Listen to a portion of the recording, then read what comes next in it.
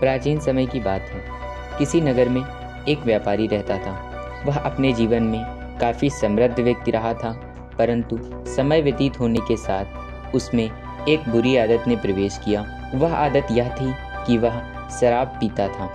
शुरुआती दौर में तो वह शराब को एक शौक की तरह पीता था, लेकिन जैसे जैसे समय व्यतीत हुआ तो उस शौक ने एक आदत का रूप ले लिया और वह शराब का आदी हो गया, जिसकी वजह से उसके परिवार में काफ़ी तनाव का माहौल बना रहता। उसकी बीवी भी व्यापारी की तबीयत को लेकर बहुत ही परेशान रहती।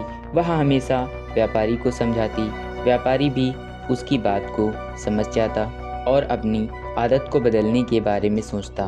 धीरे धीरे समय व्यतीत होता गया, लेकिन वह अपनी आदत को चाहकर भी छोड़ नहीं पाया। वह अपनी आदत का इतना आदी हो गया था कि जब भी कोई उसे शराब छोड़ने की सलाह देता तो वह बौखला कर उसी से कहता कि मैंने इस आदत को नहीं पकड़ा हुआ है, इसने मुझे पकड़ा हुआ है।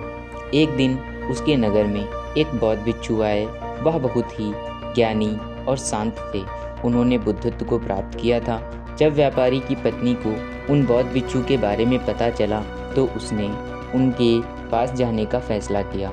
दोनों पति पत्नी उस भिक्षु के पास पहुंच गए। वहां जाकर व्यापारी ने सारी बात बताई। बौद्ध भिक्षु ने ध्यानपूर्वक उनकी बात सुनी, फिर उनसे कहा कि आपकी समस्या का समाधान मैं कल दूंगा, आप कल सुबह आइए।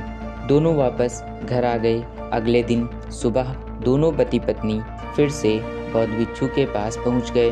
वहां का नज़ारा देखकर दोनों आश्चर्यचकित हो गए।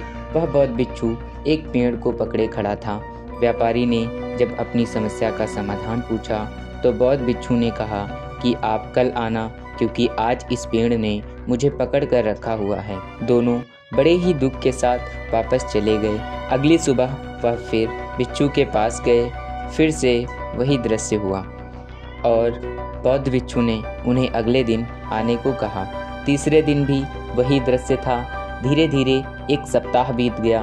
बौद्ध भिक्षु वही घटना दोहराता जा रहा था। एक दिन व्यापारी ने गुस्से में कहा कि आपने खुद ही उस पेड़ को पकड़ कर रखा हुआ है, उसने आपको नहीं पकड़ा। यह सुनते ही बौद्ध भिक्षु ने पेड़ को छोड़ दिया और मुस्कुराने लगा। व्यापारी ने तुरंत अपनी बोली बात को सोचा और विचार करने लगा। वह समझ चुका था कि वह इतने दिन से अपने परिवार और खुद को एक धोखा दे रहा था। व्यापारी को तो समझ आ गया कि उसकी आदत कैसे छूटेगी, लेकिन क्या आपको पता चल पाया? दोस्तों, हमारी प्रकृति किसी भी स्थान को खाली नहीं रहने देती। जैसे अगर कोई खाली स्थान होगा तो वह उस स्थान को धूल और मिट्टी से भर देगी।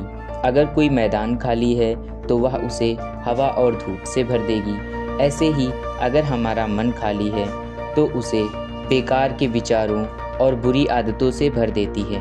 अतः अगर आप चाहते हैं कि आप खुश रहें तो आप अपने काम पर फोकस हो जाइए और दृढ़ निश्चय कर किसी भी बुरी आदत को छोड़ बुरे लोगों और बुरी आदतों से दूर हो जाइए।